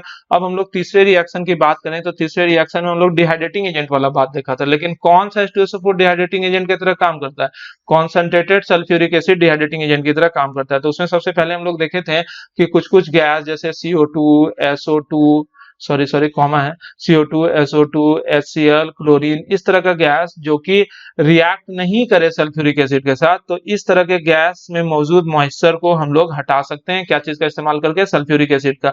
कौन कौन से गैस का मॉइस्चर या उसको ड्राई नहीं कर सकते हम लोग सल्फ्यूरिक एसिड का इस्तेमाल करके, तो उसमें याद रखना H2S हो सकता है, अमोनिया गैस हो सकता है, और कई तरह का गैस जो कि बेसिक है या फिर जो सल्फ्यूरिक एसिड के साथ रिएक्ट कर सकता है। तो उस तरह के गैस को के मॉइस्चर को हम लोग हटा नहीं सकते हैं। क्या चीज का इस्तेमाल करके, सल्फ्यूरिक एसिड का इस्तेमाल करके। दूसरा हम लोग डिहाइड्रेटिंग एजेंट में देखे थे कि बहुत तरह का कार्बन रिच कंपाउंड होता है, जैसे पेपर, वुड, सुगर, ग्लूकोज, इस तरह के कंपाउंड को हम लोग कॉन्सेंट्रेटेड सल्फ्यूरिक एसिड के साथ ट्रीट करेंगे तो क्या बनेगा, ब्लैक मास ऑफ कार्बन। वो उसमें एक एग्जांपल दिए थे, C12H22O11 जो है ये क्या है, सुक्रोज है। इसे जैसे आप लोग ट्रीट करोगे क्या चीज के साथ, कॉन्सेंट्रेटेड सल्फ्यूरिक एसिड के साथ, तो ये 12 कार्बन प्लस 11 H2O प्रोड्यूस करेगा, है ना बच्चों। तो यहाँ पर हम लोग जो ये ब्लैक मास ऑफ कार्बन हम लोगों को मिला, तो ये ब्लैक मास ऑफ कार्बन जो यहाँ पर मिला सुक्रोज का डिहाइड्रेशन के बाद, तो इस तरह के प्रोसेस को बच्चों हम लोग क्या नाम देते हैं, याद होगा, चेयरिंग। ओके, तो ये एक हो गया डिहाइड्रेशन ए और दूसरा हो गया डिहाइड्रेशन बी। और सी में हम लोगों ने देखा था कि कई तरह के एसिड जैसे कि फॉर्मिक एसिड है, ऑक्जेलिक एसिड है, इस तरह के एसिड को जब हम लोग सल्फ्यूरिक एसिड के साथ ट्रीट करते थे, कॉन्क H2SO4, ये है कॉन्क H2SO4, तो यहाँ पर CO प्लस H2O मतलब वाटर निकलने के बाद कार्बन मोनोऑक्साइड बच जाता था, और यहाँ पर CO और CO2 दोनों निकल जाता था, बच जाता था वाटर के निकलने के बाद। नेक्स्ट रिएक्शन जो हम लोगों ने देखा था वो क्या था बच्चों, ऑक्सीडाइजिंग बिहेवियर, कि कॉन्क H2SO4 जो होता है बहुत ही तगड़ा ऑक्सीडाइजिंग एजेंट की तरह काम करता है।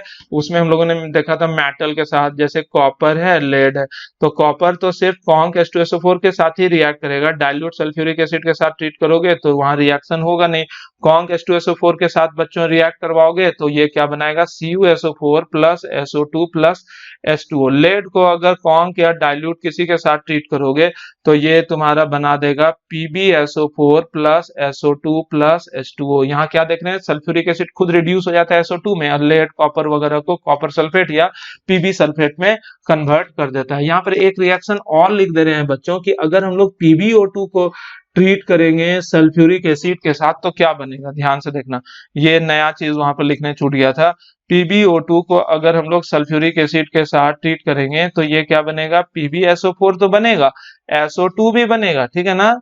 सॉरी यहाँ पर SO2 नहीं बनता है, ध्यान से, यहाँ पर O2 बन जाता है और साथ में H2O। याद रखना ये खतरनाक रिएक्शन है। ये इस रिएक्शन में दरअसल लेड का रिडक्शन हुआ है, और यहाँ पर लेड जो है ये ऑक्सीडाइजिंग एजेंट की तरह काम कर रहा है। यहाँ पर sulphuric acid neither act as oxidising agent nor as reducing agent. याद रखना यहाँ पर सल्फ्यूरिक एसिड ना तो ऑक्सीडाइजिंग एजेंट की तरह काम कर रहा है ना ही रिड्यूसिंग एजेंट की तरह, यहाँ पर सिर्फ PbO2 ही इन्वॉल्व है। कैसे, Pb यहाँ पर +4 ऑक्सीडेशन स्टेट में, यहाँ +2, तो देखो तो यहाँ लेड का +4 से +2 हुआ, यानी कि लेड +2 है, सॉरी लेड +4 से +2 हुआ, यानी कि खुद रिड्यूस हुआ। और ऑक्सीजन जो है ना ये यहाँ पर -2 से 0 ऑक्सीडेशन स्टेट में, यानी कि माइनस ऑक्सीजन का ऑक्सीडेशन हुआ, यानी कि सल्फ्यूरिक एसिड के कंपोनेंट का कोई लेना देना नहीं है रिडॉक्स रिएक्शन में, ठीक है। तो ऑक्सीडाइजिंग बिहेवियर में हम लोगों ने क्या देखा, मेटल का ऑक्सीडेशन कैसे होता है। नॉन मेटल में बच्चों हम लोगों ने दो ही देखा था कि एसिड और कार्बन। एसिड को अगर कॉन्ग सल्फ्यूरिक एसिड के साथ या कार्बन को कॉन्ग, ये कॉन्सेंट्रेटेड है ध्यान देना, तो ये क्या चीज में कन्वर्ट होगा, SO2 प्लस H2O, क्योंकि यहाँ सल्फर भी खुद भी ऑक्सीडाइज हो जाता है SO2 में और यहाँ का सल्फर खुद ही रिड्यूस हो जाता है SO2 में। और कार्बन के साथ ट्रीट करोगे तो CO2 plus SO2 plus H2O देगा। यहाँ कार्बन खुद ऑक्सीडाइज होता है CO2 में और ये सल्फर जो है खुद रिड्यूस हो जाता है SO2 में, ठीक है। इसी तरह कंपाउंड में भी हम लोगों ने दो देखा था, एक H2S और एक HBr। वैसे HI भी मैंने वहां पर लिख रखा था। इसको अगर कॉन्सेंट्रेटेड सल्फ्यूरिक एसिड के साथ आप लोग ट्रीट करोगे, कॉन्सेंट्रेटेड सल्फ्यूरिक एसिड के साथ, तो H2S जो है ऑक्सीडाइज हो जाता है सल्फर में, ये खुद रिड्यूस हो जाता है SO2 में सल्फ्यूरिक एसिड और वाटर तो बनेगा। HBr में ये ऑक्सीडाइज हो जाता है ब्रोमीन में, ये H2SO4 खुद रिड्यूस हो जाता है SO2 में और ये वाटर। और यहाँ पर I2 plus SO2 plus H2O वाली कहानी होती है, याद है ना बच्चों। तो इसीलिए H2S गैस को हम लोग H2SO4 का इस्तेमाल करके डिहाइड्रेटिंग एजेंट के रूप में इस्तेमाल नहीं करते थे। इस वाले रिएक्शन में कलर चेंज होता है, तो इसे भी ध्यान देना। पूछा जाता है कि ये कलरलेस वेपर है और ब्रोमीन जो होता है रेडिश ब्राउन कलर का होता है, और ये HI भी कलरलेस वेपर है और आयोडीन जो होता है ये किस कलर का होता है, वॉयलेट या पर्पल कलर का होता है। तो यहाँ पर इस चीजों को भी ध्यान में देना। तो ये था ऑक्सीडाइजिंग बिहेवियर बच्चों। अब हम लोग समरी में देख लेते हैं कि सॉल्ट के साथ सल्फ्यूरिक एसिड कैसे कैसे रिएक्शन करता है। तो सॉल्ट में हम लोगों ने देखा था दो तरह का, एक डाइल्यूट सल्फ्यूरिक एसिड के साथ रिएक्शन और एक कॉन्सेंट्रेटेड। तो सबसे पहले हम लोग डाइल्यूट सल्फ्यूरिक एसिड वाला सॉल्ट का रिएक्शन वगैरह देख लेते हैं।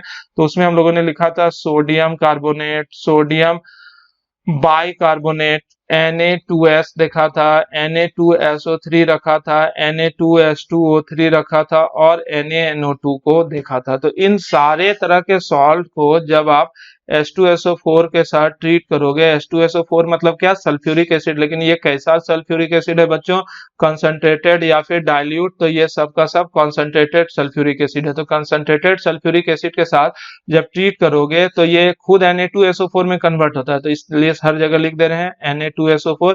तो ये खुद हर जगह Na2SO4 में कन्वर्ट हो रहा है Na2SO4 और साथ में क्या देता है यहाँ पर CO2 प्लस H2O, डिकम्पोजिशन हुआ यहाँ पर भी साथ में CO2 प्लस H2O। बैलेंसिंग सिर्फ दोनों रिएक्शन में अलग अलग होगा। और यहाँ पे Na2S को अगर आप लोग ट्रीट करोगे तो सिर्फ ये H2S देगा, लेकिन यहाँ पर मैंने बताया था ये डाइल्यूट था तब H2S, यदि यहाँ पर ये कंसंट्रेटेड रहता तो H2S फर्दर जो है S में ऑक्सीडाइज हो जाता है, यानी कि सल्फर में ऑक्सीडाइज हो जाता है। खैर यहाँ पर Na2SO3 को ट्रीट करोगे तो यहाँ पर SO2 प्लस H2O बनेगा। इस वाले रिएक्शन में इंपॉर्टेंट बात है कि यदि हाइपो सॉल्यूशन को डाइल्यूट सल्फ्यूरिक एसिड के साथ ट्रीट करोगे तो Na2SO4 plus SO2 plus sulphur भी बनेगा, या SO2 के साथ सल्फर भी बनेगा और वाटर तो निकलता ही है। और यहाँ NaNO2 को अगर नाइट्राइट को ट्रीट करोगे तो यहाँ NO भी बनेगा, NO2 भी बनेगा और वाटर तो निकलता है, यानी NO और NO2 दोनों, इसे याद रखना। अब हम लोग कॉन्सेंट्रेटेड सल्फ्यूरिक एसिड का कई तरह के सॉल्ट के साथ रिएक्शन देख लेते हैं। अब हम लोग क्या चीज देख रहे हैं, यहाँ पर जितना जगह सल्फ्यूरिक एसिड लिखेंगे वो सब का सब डाइल्यूट है कि कॉन्सेंट्रेटेड, कॉन्सेंट्रेटेड। तो यहाँ लिखते हैं CaF2, CaCl2, CaBr2, CaI2, KNO3 है ना, CH3, COOK, जैसे CaC2O4 और भी हो सकता है। जैसे हम लोग लिखते हैं, एक मिनट ऊपर जा नहीं रहा है, गया तो पूरा मिल के चले गया। मोबाइल वाले इतना महंगा महंगा लेते हैं, सब लोग ठग लेते हैं हमको। NaI, तो इसको इस तरह के सॉल्ट को अगर हम लोग सल्फ्यूरिक एसिड के साथ ट्रीट करेंगे तो सल्फ्यूरिक एसिड होता क्या है बच्चों, यहाँ पर कौन सा सल्फ्यूरिक एसिड है, डाइल्यूट है या फिर कंसंट्रेटेड है। तो आप लोगों को याद होगा कि ये सारा का सारा सल्फ्यूरिक एसिड कंसंट्रेटेड है। और यहाँ पर जितना भी सॉल्ट हम कलेक्ट करके रखे हैं पढ़ाने के लिए, ये सब कई कई तरह के एग्जामिनेशन में आता है। बताए थे पढ़ाने का एक सिंपल सा टेक्निक होता है, टीचर बोल देते हैं कि मेरा नोट्स पढ़ो और हर एग्जाम का क्वेश्चन बैंक बनाओ, सब बन जाएगा। कारण क्या है कि हर एग्जाम में जितना भी तरह का क्वेश्चन आता है, आया हुआ है, उन सारे क्वेश्चन को अपने नोट्स में डाल लेते हैं, बस यही काम है। लेकिन क्या है ना कि हम पहले ही बोले कि जो नोट्स आपको PDF फॉर्म में मिल रहा है उससे कहीं ज्यादा हम यहाँ लिखते हैं। इवन क्लासरूम में भी यही होता था, क्लासरूम में भी हम बोलते क्या थे कि हम जितना कॉपी में लिखवा पाते हैं उसका 10 गुना बोल कर निकल जाते हैं। तो अगर आप लोगों को लगे कि कुछ नया चीज या कुछ नहीं पता है हमको या हम छोड़ दिए हैं, तो उसे अपने कॉपी के बॉर्डर के ऊपर आप लोग लिख लिया करो। तो यहाँ पर भी वही काम करो कि PDF जो लिखते हो लिखते ही हो, और यहाँ वीडियो में जो भी कुछ नया चीज आप लोगों को देखने को मिलता है उसे भी अपने कॉपी में नोट डाउन कर लिया करो, क्योंकि कई बात मैं बोलता हूँ जिसे लिखवा नहीं पाता हूँ। ठीक है, तो यहाँ देखो CaF2 को अगर ट्रीट करोगे कॉन्सेंट्रेटेड सल्फ्यूरिक एसिड के साथ तो ये बन जाएगा CaSO4 प्लस 2HF, है ना। इसी तरह यहाँ पर ट्रीट करोगे तो CaSO4 प्लस 2HCl, यहाँ पर ट्रीट करोगे CaSO4 plus 2HBr, CaSO4 plus 2HI। ये जितना भी ये हेलाइड बना ये सब कलरलेस वेपर है, लेकिन इन दोनों का रिएक्शन इन दोनों के रिएक्शन के अलग होता है। ये HBr और HI जो है ये फर्दर रिएक्ट कर जाता है और फर्दर ऑक्सीडाइज हो जाता है और क्या चीज में कन्वर्ट हो जाता है, रेडिश ब्राउन और ये वॉयलेट कलर के सब्सटेंस में कन्वर्ट हो जाता है, ऑक्सीडेशन हो जाता है इन दोनों का। लेकिन यहाँ HF और HCl में ऐसा कुछ नहीं होता है। अब हम लोग देखते हैं ये KNO3 के, तो इसमें कोई रिएक्शन नहीं है, K2SO4 और प्लस HNO3। HNO3 को ये ऑक्सीडाइज नहीं कर पाएगा क्योंकि बताया क्या HNO3 जो होता है H2SO4 का बाबूजी है। यहाँ पर क्या बन जाएगा CH3COOH और प्लस साथ में K2SO4। यहाँ पर क्या बन जाएगा बच्चों CaSO4 और प्लस साथ में H2C2O4। ये ऑक्जेलिक एसिड है जो कि फर्दर ऑक्सीडाइज हो जाता है और CO प्लस CO2 में कन्वर्ट हो जाता है डिहाइड्रेशन के बाद। वहां पर चेयरिंग वगैरह के बाद में बताया था। NaBr H2SO4 को ट्रीट करोगे तो यहाँ बनेगा NaHSO4 plus Br2 plus SO2 plus H2O। यहाँ पर क्या बनेगा NaHSO4 plus I2 plus SO2 plus H2O। खत्म हो गया बच्चों आज का लेक्चर। और आज के लेक्चर के बाद अभी यहाँ पर हम यूजेस बता देते हैं आप लोगों को कि H2SO4 का यूजेस क्या क्या होता है, यूज्ड एज क्या क्या। बड़ा आसान है। तो सबसे पहला बात, इसको हम लोग किंग ऑफ केमिकल्स बोलते हैं। तो ऑब्वियस सी बात है कि लेबोरेटरीज में एंड इंडस्ट्रीज में इसका कई तरह का इस्तेमाल होता है। तो बस ये एक पहला यूज हो गया। दूसरा, लेड स्टोरेज बैटरी, जो आप लोगों के घर में जो बैटरी इस्तेमाल होता है उस बैटरी में इसका मौजूदगी रहता है। इसका 38% dilute solution of H2SO4 in water is used in batteries as well as in accumulator. Accumulator वगैरह में भी इसका इस्तेमाल होता है बच्चों। इंडस्ट्री वगैरह में कई तरह के सब्सटेंस जैसे नाइट्रिक एसिड बनाने के लिए, अभी देखे होगे ऊपर KNO3 से हम लोगों ने बनाया था नाइट्रिक एसिड, कई तरह का पेंट वगैरह बनाने के लिए, कई तरह का ऑर्गेनिक सब्सटेंस वगैरह बनाने के लिए, HCl बनाने के लिए, कई तरह के सल्फेट्स को बनाने के लिए, ईथर्स वगैरह को बनाने के लिए हम लोग क्या चीज का इस्तेमाल करते हैं बच्चों, H2SO4 का। ओके, डाई वगैरह भी बनाते हैं। डाई मतलब कलरिंग मैटर वगैरह जो होता है वो भी सल्फ्यूरिक एसिड का इस्तेमाल करके हम लोग बनाते हैं। और इसका जो सबसे इंपॉर्टेंट इस्तेमाल होता है, गुड या बोल सकते हैं बेस्ट डिहाइड्रेटिंग एजेंट। कई जगह हम लोग इसका इस्तेमाल डिहाइड्रेटिंग एजेंट के भी रूप में करते हैं। इसका इस्तेमाल फर्टिलाइजर्स इंडस्ट्री में भी होता है। फर्टिलाइजर्स, कई तरह के फर्टिलाइजर्स को बनाने के लिए भी हम लोग इसका इस्तेमाल करते हैं, जैसे ammonium phosphate, ammonium sulphate, ammonium phosphate of lime, समझ रहे हो ना, ammonium phosphate, ammonium sulphate, lime जो होता है वो होता है CaO का अमोनियम सल्फेट या फॉस्फेट वगैरह बनाने के लिए भी हम लोग इसका इस्तेमाल करते हैं। लेबोरेटरी रिएजेंट में हम लोग इसका इस्तेमाल करते हैं। ड्राइंग ऑफ गैस, कई तरह के गैस को सुखाने के लिए यानी कि उसका मॉइस्चर वगैरह हटाने के लिए हम लोग इसका इस्तेमाल करते ही हैं। मेटलर्जी में भी, मेटलर्जी जब हम लोग पढ़ाते हैं तो मेटलर्जी में इलेक्ट्रोलाइटिक रिफाइनिंग वगैरह में भी इसका इस्तेमाल होता है, यानी कि मेटल के शुद्धिकरण में, मेटल बन जाता है ना तो उसका शुद्धिकरण में भी इसका इस्तेमाल करते हैं। इसका इस्तेमाल जो हम लोग करते हैं फॉर PICKLING, ये एक साल के एग्जाम में आया था तो वहां बच्चे कंफ्यूज जाते थे पिकलिंग होता क्या है, पिकलिंग करने का मतलब क्या होता है। तो होता क्या है ना कि मेटल का जो सरफेस है उस पर इलेक्ट्रोप्लेटिंग किए, यानी कि उसके ऊपर कोई दूसरा मेटल हम लोग चढ़ाएं, जैसे गैल्वेनाइजेशन हम लोग करते हैं आयरन, ये आयरन है उसके ऊपर कॉपर का शीट हम लोग चढ़ाते हैं। तो उसमें उसके पहले आयरन के सरफेस को क्लीन करने के लिए यानी कि इलेक्ट्रोप्लेटिंग के पहले मेटल के सरफेस को साफ करने के लिए, साफ करने के लिए हम लोग क्या चीज का इस्तेमाल करते हैं, सल्फ्यूरिक एसिड। यानी कि कोई भी मेटल के ऊपर हम लोग जब इलेक्ट्रोप्लेटिंग करेंगे तो पहले वाले मेटल के सरफेस को साफ करने के लिए हम लोग इसका इस्तेमाल करते हैं। तो बच्चों आज बहुत ही खुशी की बात है। क्या है खुशी की बात? तो खुशी की बात ये है कि आज हम लोगों का ग्रुप 16 मोटा मोटी खत्म हो गया और इसके बाद अगले लेक्चर से हम लोग ग्रुप 17 के बारे में जानेंगे। और उसके पहले हो सकता है कि बीच बीच में हम लोग ग्रुप 16 से संबंधित कई तरह का प्रॉब्लम का क्लास वगैरह ले लें, तो उन सारे क्लास को भी आप लोग बोर नहीं होना, क्योंकि प्रॉब्लम क्लास में बच्चे अक्सर बोर होते हैं। खैर यहाँ पर तो हर तरह के क्लास में आप लोग बोर हो रहे होंगे, लेकिन प्रॉब्लम क्लास में कंपेरेटिवली ज्यादा बोर हो गए, तो बोर नहीं होना, उन सारे प्रॉब्लम के क्लास को भी करना। और बीच बीच में होता क्या है ना कि हर जगह कुछ कुछ नया नया चीज बता देते हैं बीच बीच में, जो कि आप लोगों को अपने कॉपी में नोट डाउन कर लेना चाहिए। जैसे कि यहाँ पर बता रहे हैं कई तरह का सल्फाइड होता है, जो ये शीशा को जो मिस कर गया तो उसका मिस हो गया कि नहीं। कई तरह का सल्फाइड है, जैसे copper sulphide CuS, Ag2S, PbS, इस तरह का जो सल्फाइड मिलता है ना, तो ये सब सल्फाइड जो होता है ये ब्लैक कलर का होता है, इसे याद रखना। ओहो, ब्लैक SuLPH, गड़बड़ हो जा रहा है, रुको रुको मिटा कर लिख रहा है, ये ब्लैक सल्फाइड है, ठीक है। तो इसे याद रखना, इस पर भी आया हुआ क्वेश्चन है कि copper sulphide, silver sulphide, lead sulphide, ये सब जो होता है किस कलर का होता है बच्चों, एकदम से करियक्का, यानी कि तुम लोग की तरह। लेकिन कैडमियम सल्फाइड जो होता है ना, येलो, CdS जो होता है, ये किस कलर का होता है, दिस इज येलो सल्फाइड, याद रहेगा। इसके बाद MnS, मैंगनीज सल्फाइड जो होता है, ये आप लोगों के लिए एकदम फेवरेट होगा, क्योंकि इसका कलर जो होता है फ्लैश कलर का होता है। फ्लैश करने का मतलब क्या होता है, मटन जो आप लोग खाते हैं ना, वही मटन के कलर का रहता है। तो ये याद रख करो, और अगर याद हो गया है तो डिस्क्रिप्शन बॉक्स में आप लोग लिख दो। और एक काम कर दो जिससे आप लोगों का ईगो हर्ट हो जाता है, अपना ईगो हर्ट करते हुए थोड़ा सा इस वीडियो को लाइक दबा दो ना रे भाई, लाइक दबाने लगा किडनी फेल हो जाएगा ये लोग का, नालायक सब। जाओ, बाय बाय।